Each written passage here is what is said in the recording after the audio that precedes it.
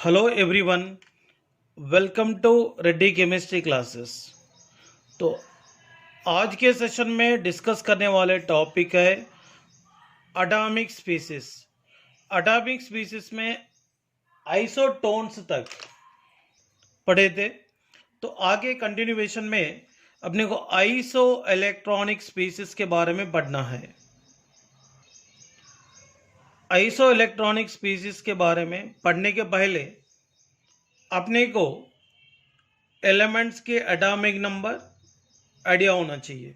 तो यहाँ पर देखिए, हाइड्रोजन एटलीस्ट 1 to 20 तक मालूम होना चाहिए अपने को। हाइड्रोजन एटॉमिक नंबर 1 है, एटॉमिक मास नंबर भी 1 है। Helium atomic number 2, atomic mass number 4। Lithium atomic number 3 और मास नंबर 7। बेरिलियम का 4, 9। बोरान का 5 है एटॉमिक नंबर, मास नंबर 11 है। कार्बन का 6, 16। नाइट्रोजन का 7, 14। ऑक्सीजन का 8, 16। फ्लोरीन का 9, 19। नियान का 10 और ये 20 है। सोडियम का atomic number 11, atomic mass number 23। Magnesium का 12 है atomic number, atomic mass number 24। इसका 13 है और 27, 14, 28। फास्फोरस का atomic number 15, atomic mass number 31। Sulphur का 16 है और ये नंबर 32। क्लोरीन का 17, 35.5। आर्गन का 18 और ये 40 है। पोटाशियम का 19, ये 39 है। इसका 20 और इसका 40 है। ओके, यह सबसे पहले यहाँ पे अपने को डिस्कस करना है आइसो इलेक्ट्रॉनिक स्पीसीज। तो आइसो इलेक्ट्रॉनिक स्पीसीज का मतलब क्या है, देखते हैं। It is the species which contain same number of electron. Same number of electron रहने वाले स्पीसीज को आइसो इलेक्ट्रॉनिक स्पीसीज कहेंगे। अगर आपको आइसो इलेक्ट्रॉनिक स्पीसीज का एग्जाम्पल डिस्कस करने के पहले मैं आपको एक चीज क्लियर करना चाहता हूं, कैटआयन क्या होता है, आनआयन क्या होता है। देखिए, यहाँ सोडियम है, सोडियम का एटॉमिक नंबर 11 है, सो दैट इसके पास इलेक्ट्रॉन की संख्या भी 11 है और प्रोटॉन की संख्या भी 11 है। तो मैंने इसको लिखा था 2,8,1। इसका आउटर मोस्ट शेल में एक इलेक्ट्रॉन दिख रहा है। अगर सोडियम ने एक इलेक्ट्रॉन को लॉस करेंगे तो सोडियम के ऊपर 1 यूनिट पॉजिटिव चार्ज आएगा। तो यहाँ पे एक इलेक्ट्रॉन लॉस होने के बाद 2,8 में कन्वर्ट हो गए। मतलब सोडियम ने एक इलेक्ट्रॉन को लॉस करके Na+ आयन दिया है। मतलब ये पॉजिटिवली चार्ज आयन को कहेंगे कैटआयन। ओके, और यहाँ पे फ्लोरीन के पास टोटल 9 इलेक्ट्रॉन्स है। तो फ्लोरीन ने एक इलेक्ट्रॉन को लेकर F- में कन्वर्ट हो गए। मतलब कोई भी न्यूट्रल आटम इलेक्ट्रॉन को लिया तो नेगेटिव चार्ज मिलता है। अगर एक इलेक्ट्रॉन लिया तो 1 यूनिट नेगेटिव चार्ज यहाँ पे मिलेंगे। तो यहाँ पे F- हो गए, F- में 2,8 हो गए। मतलब टोटल इलेक्ट्रॉन्स कितना हो गए, 10। पहला इसके पास 9 था, एक लेने के बाद क्या हो गए, 10 हो गए। तो नेगेटिवली चार्ज आयन को क्या बोलते हैं, आनआयन। तो यहाँ पर एक बात याद रखना, अगर इलेक्ट्रॉन को लॉस करने से पॉजिटिवली चार्ज आयन मिलते हैं, इसको कैटआयन बोलेंगे। इलेक्ट्रॉन को लेने से नेगेटिवली चार्ज आयन मिलता है, इसको बोलेंगे आनआयन। ओके ना, जितना लॉस करेंगे उतना पॉजिटिव चार्ज रहेंगे, जितना गेन करेंगे इलेक्ट्रॉन को उतना नेगेटिव चार्ज डेवलप होगा। आइसो इलेक्ट्रॉनिक स्पीसीज को एग्जाम्पल के जरिए समझेंगे। यहाँ पे एक कॉलम में मैंने आइसो इलेक्ट्रॉनिक स्पीसीज लिखा हूँ, यहाँ पर नंबर ऑफ इलेक्ट्रॉन्स लिखा हूँ, यहाँ पे एटॉमिक नंबर लिखा हूँ। ये देखिए, C-4 है, N-3, O-2, F-Ne, Na+, Mg+2, Al+3, Sa+4 है।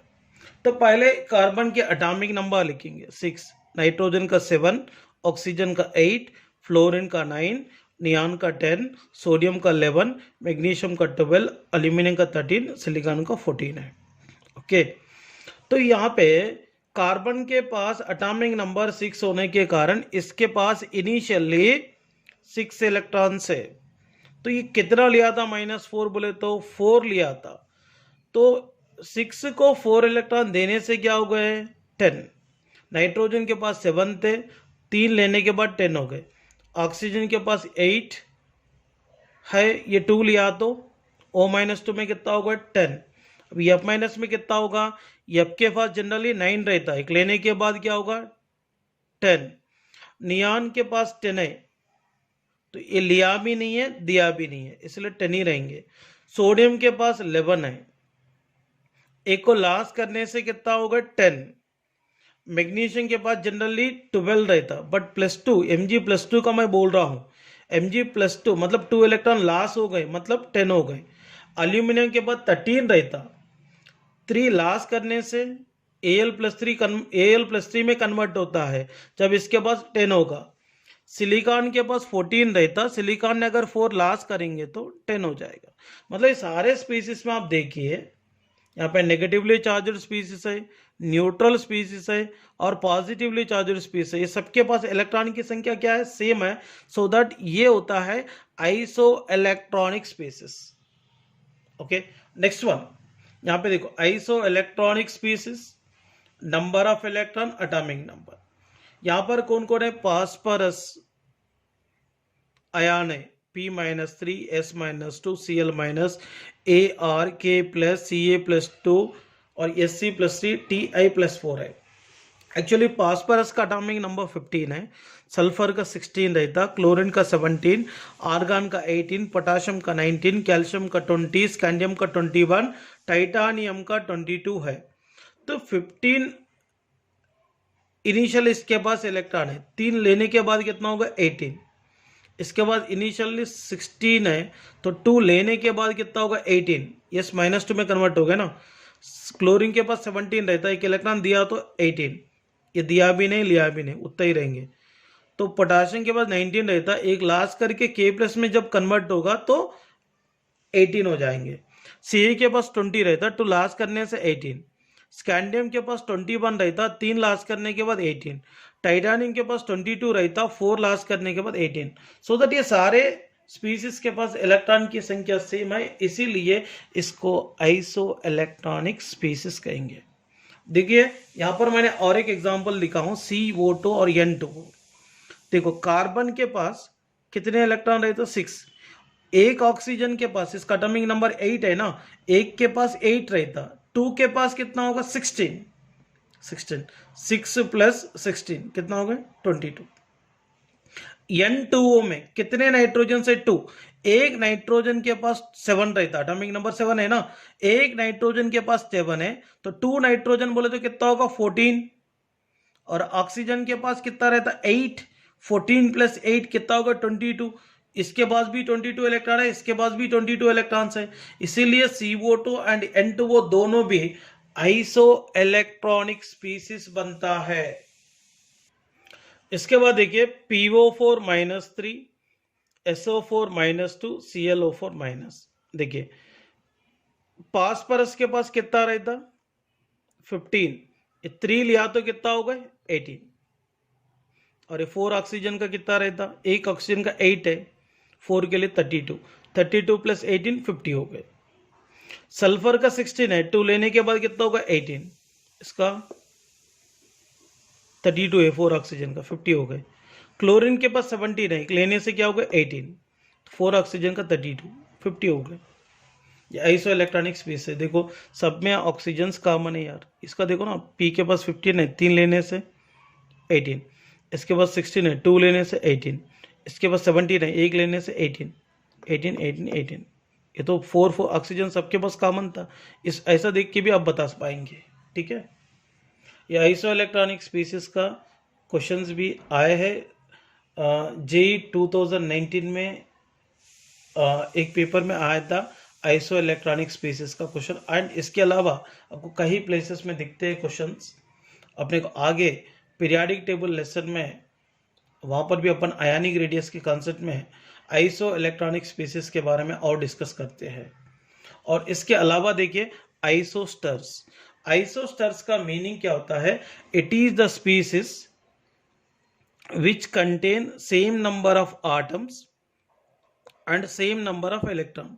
तो आइसो इलेक्ट्रॉनिक स्पीसीज में कंडीशन क्या था, only same number of electrons रहना चाहिए, मगर यहाँ पर नंबर ऑफ आटम भी सेम होना, नंबर ऑफ इलेक्ट्रॉन भी सेम होना चाहिए। देखिए HCl, इसमें आटम्स कितने हैं, 2, एक हाइड्रोजन है एक क्लोरीन है। F2 में आटम्स कितने हैं, 2 फ्लोरीन आटम्स। Cl के पास 17 है, एक लिया तो क्या होगा 18, हाइड्रोजन है ना, ये हाइड्रोजन का 1 है, इसका 17 है, 1 + 17 18 हो गया। एक फ्लोरीन का 9 है, 2 फ्लोरीन का 18 है। इसमें नंबर ऑफ आटम्स भी सेम है, नंबर ऑफ इलेक्ट्रॉन्स भी सेम है, इसीलिए ये दोनों आइसोस्टर्स बनेगा।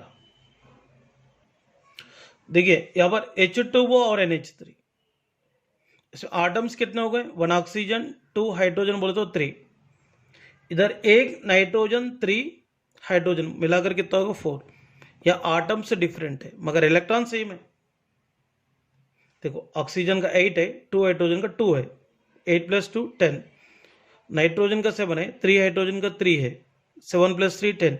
ये दोनों में इलेक्ट्रॉन की संख्या सेम है मगर आटम की संख्या सेम नहीं है, इसलिए ये आइसो इलेक्ट्रॉनिक स्पीसीज होंगे मगर आइसोस्टर्स नहीं होगा।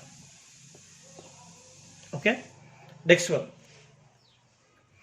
ये आइसो इलेक्ट्रॉनिक स्पीसीज है मगर आइसोस्टर्स होता है क्या, नहीं।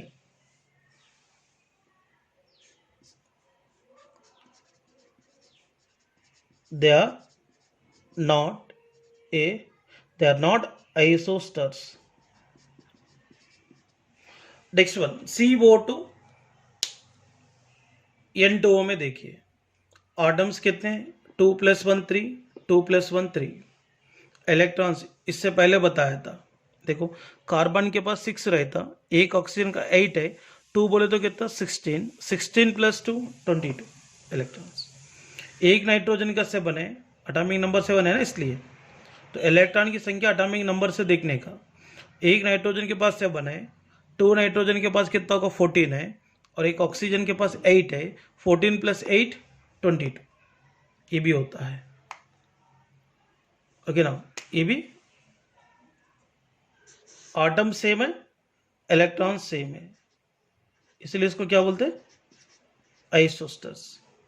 बट यहां देखो ये दोनों में नंबर ऑफ इलेक्ट्रॉन सेम है।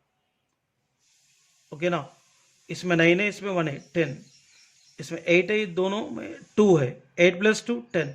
इलेक्ट्रॉन सेम है मगर आटम सेम नहीं है, so that they are not isosters. अभी क्लियर हो गया होगा।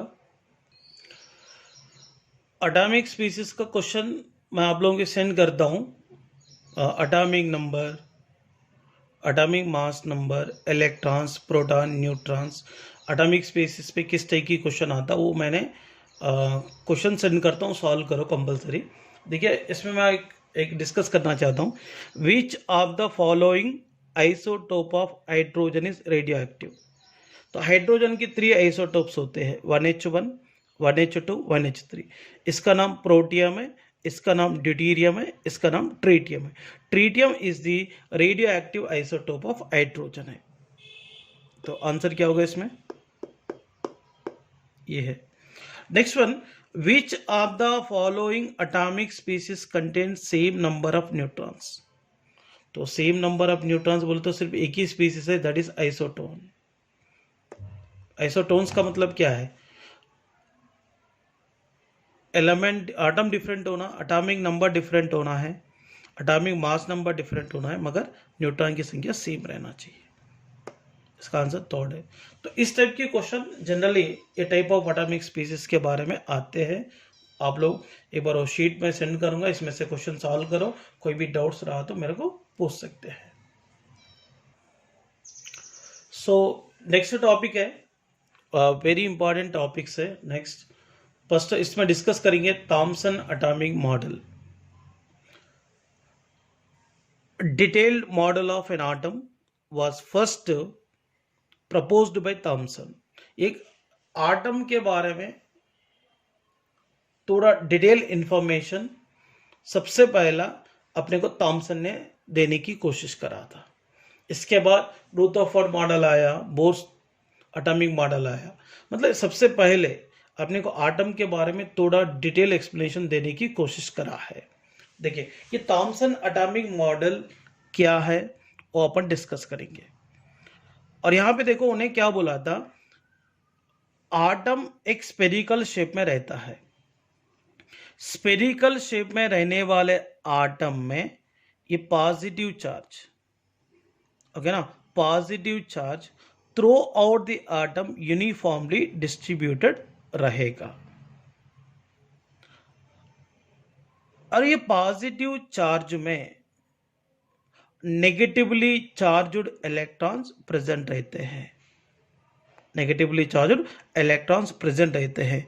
जैसे वाटरमेलन के प्लम में सीड्स जैसे प्रेजेंट रहता है, वैसे पॉजिटिवली चार्ज्ड स्फीयर में इलेक्ट्रॉन्स प्रेजेंट रहता, बल्कि कौन बताया, थॉमसन ने उनके एटॉमिक मॉडल में बताया है। ओके, और यहाँ पे आप देखो वाटरमेलन को आधा काट के देखो, वो मतलब रेड कलर वाला जो प्लम होता है इसके ऊपर सीड्स प्रेजेंट रहता है। वो रेड कलर वाला जो प्लम होता है इसको उन्हें कंसिडर करा पॉजिटिव चार्ज, और सीड को उन्हें कंसिडर करा इलेक्ट्रॉन। जैसा वाटरमेलन में सीड्स प्रेजेंट रहता है, वैसे ये पॉजिटिवली चार्ज में इलेक्ट्रॉन्स प्रेजेंट रहता बोल के थॉमसन एटॉमिक मॉडल बताया है। और इसीलिए ये थॉमसन एटॉमिक मॉडल का नाम रखे हैं, इसको वाटरमेलन मॉडल और प्लम पडिंग मॉडल बोलते हैं। बट इसमें एक और एक सक्सेसफुल पॉइंट उन्हें बताया है, neutrality of an atom.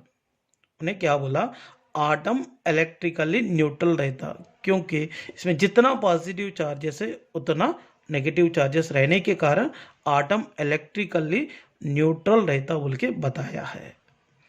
Okay ना, मैं और एक बार बता देता हूँ थॉमसन एटॉमिक मॉडल क्या है। आटम एक स्फेरिकल शेप में रहता है। स्फेरिकल शेप रहने वाले आटम में पॉजिटिव चार्ज यूनिफॉर्मली डिस्ट्रीब्यूटेड रहेंगे, और ये पॉजिटिव चार्ज में नेगेटिवली चार्ज्ड इलेक्ट्रॉन्स प्रेजेंट रहता है, जैसे वाटरमेलन में सीड्स प्रेजेंट रहते वैसे। और ये थॉमसन एटॉमिक मॉडल का और एक नाम है प्लम पडिंग मॉडल और वाटरमेलन मॉडल है। और थॉमसन एटॉमिक मॉडल ने ये बताया है आटम इलेक्ट्रिकली न्यूट्रल रहता है। इसका मतलब इसमें जितने नेगेटिव चार्जेस होंगे उतना पॉजिटिव चार्जेस होता बोल के बताया है। मगर ये थॉमसन एटॉमिक मॉडल का ड्रॉबैक्स क्या है वो भी अपन डिस्कस करेंगे। देखिए थॉमसन एटॉमिक मॉडल का ड्रॉबैक्स अपन डिस्कस करेंगे। तो Thomson atomic model could not explain the stability of an atom. Okay now,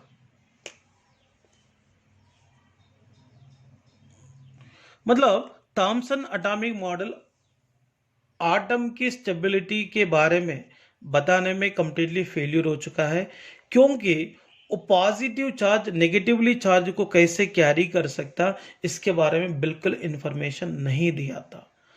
और इसके अलावा आटम में न्यूक्लियस की पोजीशन के बारे में बिल्कुल उन्हें बताया नहीं, न्यूक्लियस के बारे में इंफॉर्मेशन देने में भी उन्हें फेल्यूर हो चुका है। These are the biggest drawbacks of Thomson atomic model.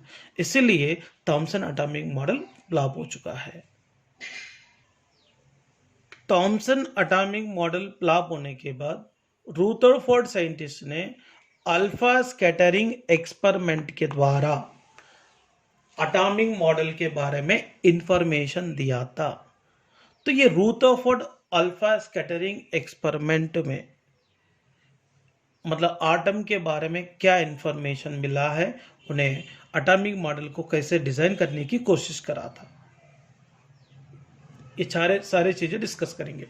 First of all देखिए, ये अल्फा स्कैटरिंग एक्सपेरिमेंट के बारे में जानने के पहले इसमें क्या क्या इस्तेमाल किया था एक्सपेरिमेंट करने के लिए, पहले वो डिस्कस करेंगे। First of all source of alpha particle को ढूंढा था, मतलब radio active elements like radium, polonium जो भी है, ये सोर्स ऑफ अल्फा पार्टिकल है। और सोर्स मतलब ये सोर्स ऑफ अल्फा पार्टिकल में से अल्फा पार्टिकल रिलीज होके 3 गोल्ड फॉइल के ऊपर डायरेक्टली स्ट्राइक करने के लिए उन्हें बीच में लीड स्लिट को रखा था। ओके ना, यहाँ पे सोर्स ऑफ अल्फा पार्टिकल है, ये क्या है, लिड स्लिट है।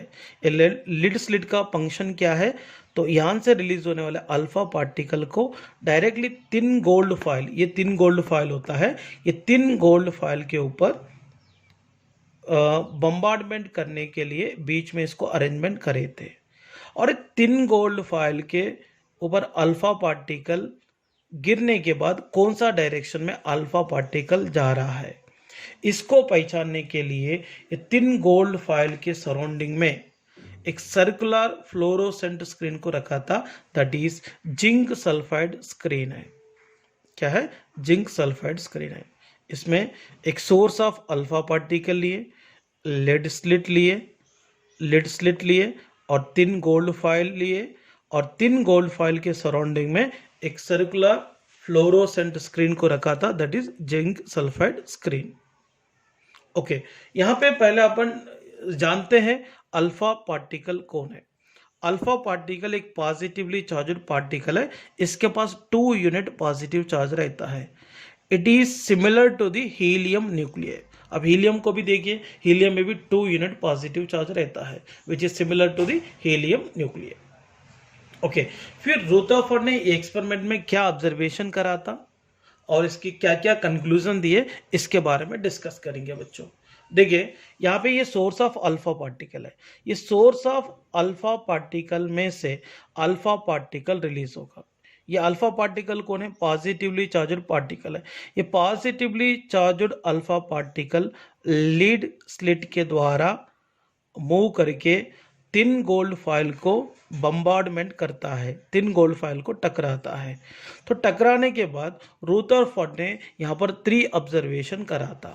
पहला ऑब्जर्वेशन क्या था, most of the alpha particle 3 gold foil के बाहर आए थे, मतलब most of the alpha particle undeflect हुए थे। ओके ना। सेकंड ऑब्जर्वेशन है, इसमें थोड़े अल्फा पार्टिकल 3 गोल्ड फॉइल को टकराने के बाद स्मॉल एंगल के साथ, ओके ना, स्मॉल एंगल के साथ डिफ्लेक्ट हुए थे। Very very very few particle, very very few particle atom को, ओके ना, आटम को टकरा के लार्ज एंगल के साथ डिफ्लेक्ट हुए थे, मतलब दैट इज बाउंस्ड बैक हुए थे। ये 3 ऑब्जर्वेशन रुदरफोर्ड ने किया था। ठीक है, मैं और एक बार समझा देता हूं।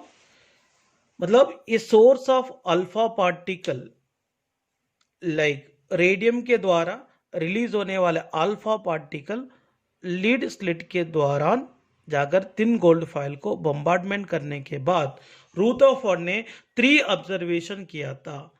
पहला ऑब्जर्वेशन है, most of the alpha particle 3 gold foil के द्वारा बाहर आया था, मतलब most of the alpha particles are undeflected and few alpha particles are deflected with the small angles. थोड़े अल्फा पार्टिकल इसको टकरा के स्मॉल एंगल के साथ डिफ्लेक्ट हुए थे।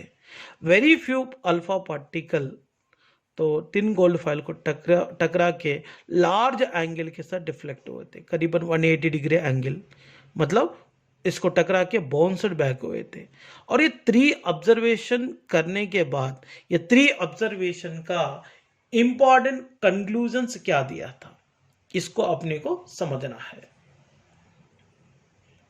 देखिए ये 3 गोल्ड फॉइल है, ओके।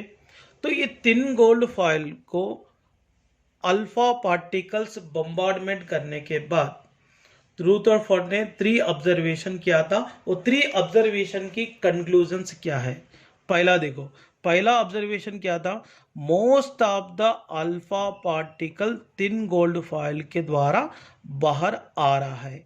इसको क्या कंक्लूजन दिया था, most of the alpha particles are undeflected because atom में मोस्ट ऑफ द स्पेस क्या रहता, एम्प्टी स्पेस रहता है। देखिए ये 3 गोल्ड फॉइल में रहने वाले आटम है। ये 3 गोल्ड फॉइल के ऊपर अल्फा पार्टिकल आ रहा है। आने के बाद 3 गोल्ड फॉइल ये बाहर इसलिए आ रहा है, आटम में मोस्ट ऑफ द स्पेस क्या है, एम्प्टी स्पेस है, ये बताया। सेकंड पॉइंट क्या बोला, very few alpha particle 3 gold foil को बम्बार्डमेंट करने के बाद स्मॉल एंगल के साथ क्यों डिफ्लेक्ट हो रहा है, इसका मैं बता देता हूँ। उन्हें क्या बोला था, सेकंड ऑब्जर्वेशन क्या था, few alpha particle 3 gold foil को टकरा के स्मॉल एंगल के साथ डिफ्लेक्ट हो रहा है। क्यों डिफ्लेक्ट हो रहा, ये positively charged alpha particle atom की सेंटर प्लेस में रहने वाले, ओके ना, आटम की सेंटर प्लेस में रहने वाले पॉजिटिवली चार्ज्ड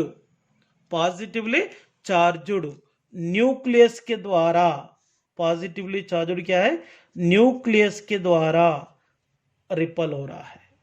उन्हें क्या बोला, सेकंड ऑब्जर्वेशन क्या है, फ्यू अल्फा पार्टिकल मतलब 3 गोल्ड फॉइल को बम्बार्डमेंट करके स्मॉल एंगल के साथ इसीलिए डिफ्लेक्ट हो रहा है, आटम की सेंटर प्लेस में रहने वाले पॉजिटिवली चार्ज्ड पार्ट, ये पॉजिटिवली चार्ज्ड अल्फा पार्टिकल को क्या करता, रिपल करता है, और रिपल्शन के कारण स्मॉल एंगल के साथ डिफ्लेक्ट होता है। और उन्हें पॉजिटिवली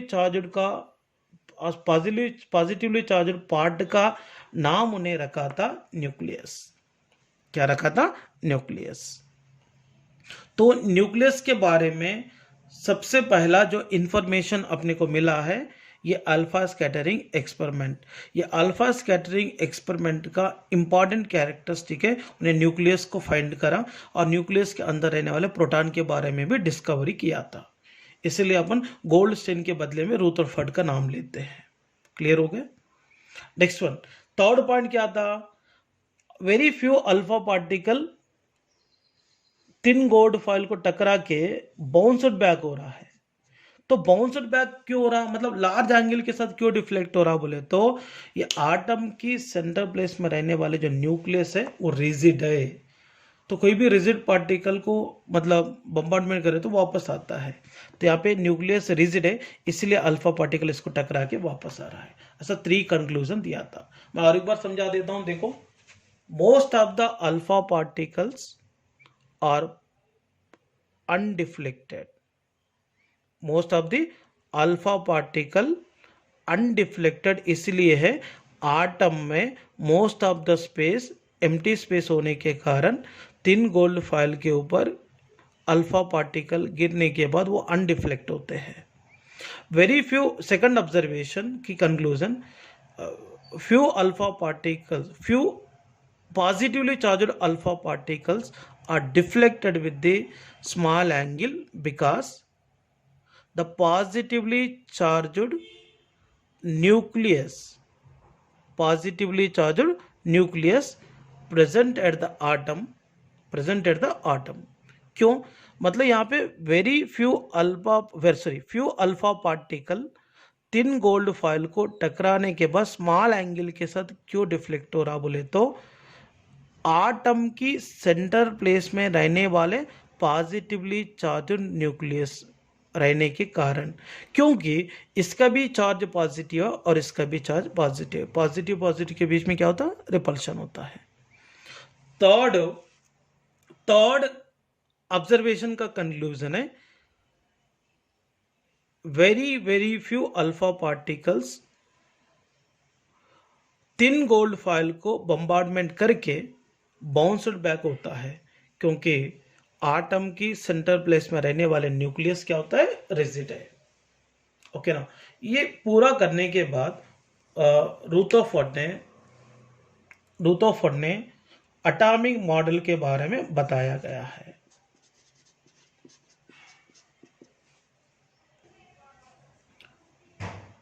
ऑब्जर्वेशन एंड कंक्लूजन देने के बाद रुदरफोर्ड ने एटॉमिक मॉडल का बारे में क्या इंफॉर्मेशन दिया था, देखते हैं।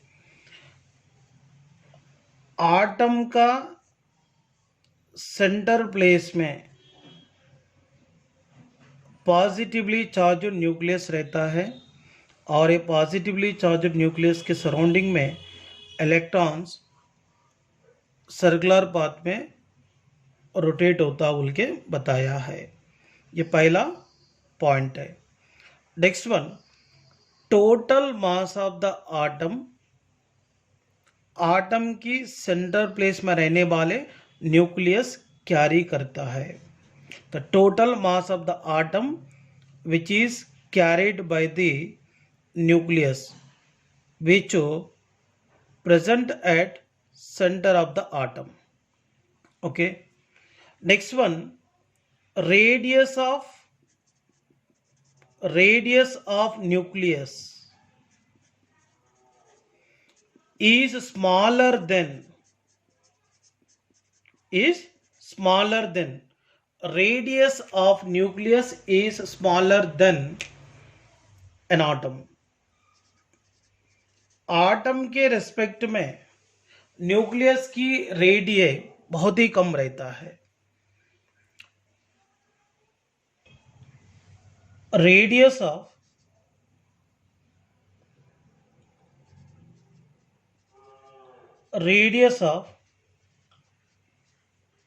न्यूक्लियस 10 पावर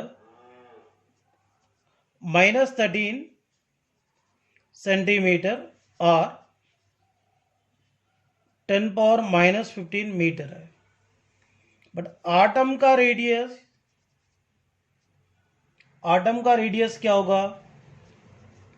10 पावर -8 सेंटीमीटर और 10 पावर -10 मीटर है। इसका मतलब आटम के रेस्पेक्ट में न्यूक्लियस की रेडियस बहुत ही कम रहता है। और आटम की सेंटर प्लेस में रहने वाले न्यूक्लियस क्या होता है? रिजिड होता है। ये भी पॉइंट बताया। और एक है इसको, ये रुदरफोर्ड एटॉमिक मॉडल को प्लानेटरी एटॉमिक मॉडल कहा था। जैसे सन के अराउंडिंग में प्लैनेट्स घूमता है, वैसे ही न्यूक्लियस के सराउंडिंग में इलेक्ट्रॉन्स रोटेट होते रहता है। मतलब इसीलिए रुदरफोर्ड एटॉमिक मॉडल को प्लानेटरी एटॉमिक मॉडल कंसिडर किए थे। और according to Rutherford atomic model, atom electrically neutral होता है, क्योंकि आटम में जितने इलेक्ट्रॉन्स होते हैं उतने ही नंबर में प्रोटॉन्स होगा। इसीलिए आटम इलेक्ट्रिकली न्यूट्रल होता बोल के बताया है। So these are the important characteristics of Rutherford atomic model. मैं और एक बार समझाने की कोशिश करता हूं, प्लीज देखिए। आटम की सेंटर प्लेस में पॉजिटिवली चार्ज्ड न्यूक्लियस लोकेटेड रहेंगे और ये न्यूक्लियस के सराउंडिंग में सर्कुलर पाथ में इलेक्ट्रॉन्स रोटेट होता है। ओके, और total mass of the atom को कैरी करने वाले होता है न्यूक्लियस। और न्यूक्लियस की रेडियस आटम की रेडियस से बहुत ही कम रहता है। तो radius of nucleus 10 power -13 centimetre और 10 पावर -15 मीटर है। आटम की रेडियस 10 पावर 8 सेंटीमीटर और 10 पावर -10 मीटर है। और न्यूक्लियस क्या होता है? रिजिड होता है। और ये न्यूक्लियस के सराउंडिंग में आटम में most of the space empty रहेगा। ये भी पॉइंट बोला था। और ये रुदरफोर्ड एटॉमिक मॉडल एक प्लानेटरी एटॉमिक मॉडल है। जैसे सन के अराउंडिंग में प्लैनेट रोटेट होता ना, वैसे ही न्यूक्लियस के सराउंडिंग में इलेक्ट्रॉन रोटेट होता। इसीलिए इसको प्लानेटरी एटॉमिक मॉडल कंसिडर किया था। उन्हें मतलब प्लैनेट जैसे सन के अराउंड में घूमता है वैसे इलेक्ट्रॉन घूमता है, इसीलिए ये सिस्टम प्लानेटरी सिस्टम जैसा है, इसलिए इसको नाम रखा है प्लानेटरी एटॉमिक मॉडल। ये पॉइंट क्लियर हो गए। और यहाँ पे आटम में न्यूक्लियस और इलेक्ट्रॉन के बीच में अट्रैक्शन फोर्स काम करते हैं, इलेक्ट्रोस्टैटिक फोर्स ऑफ अट्रैक्शन। और इसके अलावा इलेक्ट्रॉन को, ओके ना, इलेक्ट्रॉन को बाहर कौन सी फोर्स काम करेंगे? सेंट्रीफ्यूगल फोर्स काम करता है, सेंट्रीफ्यूगल फोर्स काम करता है। ये तो कॉमन चीज है। सो ये पूरा कैरेक्टरिस्टिक उन्हें बताया, मगर ये एटॉमिक मॉडल फेल्यूर हो गया। ये रुदरफोर्ड एटॉमिक मॉडल फेल्यूर होने का मेन रीजन है drawbacks of Rutherford atomic model. तो Rutherford atomic model is failure to explain stability of an atom. तो आटम का स्टेबिलिटी बताने में कंप्लीटली फेल्यूर हो गए। क्यों? तो रुदरफोर्ड एटॉमिक मॉडल में इलेक्ट्रोमैग्नेटिक थियरी को कंसिडरेशन में नहीं लिया था। तो इलेक्ट्रोमैग्नेटिक थियरी, ओके ना, इलेक्ट्रोमैग्नेटिक थियरी के अनुसार किसी भी चार्जड बॉडी के सराउंडिंग में ऑपोजिटली चार्जड बॉडी रोटेट हुआ तो इसका एनर्जी कंटिन्यूसली लॉस होता है। आटम में तो पॉजिटिवली चार्जड न्यूक्लियस के सराउंडिंग में negatively charged electron circular path में कंटिन्यूसली रोटेट हुआ तो इसकी एनर्जी लॉस होते रहता है। वो एनर्जी कंप्लीटली लॉस होने के बाद न्यूक्लियस के ऊपर गिर जाएगा। तो न्यूक्लियस के ऊपर गिरा तो आटम कोलैप्स होगा। इसलिए उन्हें इलेक्ट्रोमैग्नेटिक थियरी को कंसिडरेशन में नहीं लिया था और स्टेबिलिटी ऑफ आटम के बारे में बताने में कंप्लीटली फेल्यूर हो चुका है। ठीक है ना, मतलब यहाँ पे पॉजिटिवली चार्जड न्यूक्लियस के सराउंडिंग में oppositely charged, that is negatively charged electron continuously rotate हुआ तो इसका एनर्जी को लॉस करते करते करते पूरा एनर्जी लॉस होने के बाद न्यूक्लियस के ऊपर गिरेगा तो आटम कोलैप्स होगा। ओके ना, कोलैप्स हो रहा बोले तो आटम स्टेबल नहीं है। फिर स्टेबिलिटी क्यों होता है, तो आटम क्यों स्टेबल है, इसके बारे में बताने में फेल्यूर हो चुका है। सेकंड पॉइंट, न्यूक्लियस के सराउंडिंग में इलेक्ट्रॉन रोटेट होता बोला, बट ये इलेक्ट्रॉन की डिस्ट्रीब्यूशन कैसे होता है, इलेक्ट्रॉन कहाँ रहता है, इसके बारे में भी एक्सप्लेनेशन नहीं किया। इसलिए ये सेकंड ड्रॉबैक है। तो Rutherford atomic model is failure to explain distribution of electrons around the nucleus and atom. These are the drawbacks.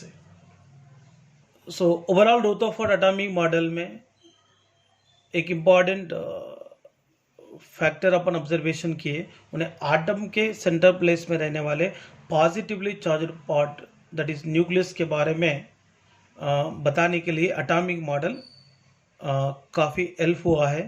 तो ये एटॉमिक मॉडल आने के बाद ही न्यूक्लियस के बारे में पता चला था, बट इसमें थोड़े ड्रॉबैक्स हैं। इसके कारण ये भी एटॉमिक मॉडल फेल्यूर हो चुका है एटम के बारे में बताने में। देखिए स्टूडेंट, आप रुदरफोर्ड एटॉमिक मॉडल का अल्फा स्कैटरिंग एक्सपेरिमेंट आपको समझ में आया होगा। ओके, चाहिए तो मैं एक शॉर्ट में इसको एक्सप्लेन करने की कोशिश करता हूँ। देखिए student, Rutherford alpha scattering experiment में इंपॉर्टेंट ऑब्जर्वेशंस क्या है, कंक्लूजन्स क्या है, एटॉमिक मॉडल क्या है, ड्रॉबैक्स क्या है, मैं शॉर्ट में एक्सप्लेन करता हूँ। Okay, source of alpha particle यहाँ पे रेडियम है। रेडियम के द्वारा रिलीज होने वाले अल्फा पार्टिकल लेड स्लिट के द्वारा मूव करके थिन गोल्ड फॉइल को बम्बार्डमेंट करने के बाद रुदरफोर्ड ने 3 ऑब्जर्वेशन किया था। Most of the alpha particle thin gold foil के द्वारा बाहर आया है, मतलब most of the alpha particle undeflect हुए थे। Few alpha particles small angle के साथ डिफ्लेक्ट हुआ था, very few alpha particle large angle के साथ डिफ्लेक्ट हुआ था। 3 ऑब्जर्वेशंस का उन्हें 3 कंक्लूजन दिया था। पहला ऑब्जर्वेशन और कंक्लूजन क्या है बता दूंगा। Most of the alpha particle इसलिए अनडिफ्लेक्ट होते हैं, आटम में most of the space empty रहता है।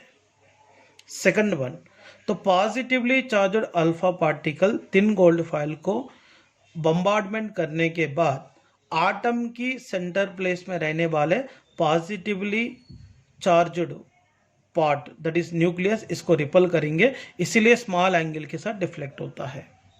Very few alpha particle thin gold foil को टकराने के बाद बाउंसड बैक इसलिए हो रहा है तो आटम की सेंटर प्लेस में रहने वाले न्यूक्लियस रिजिड है।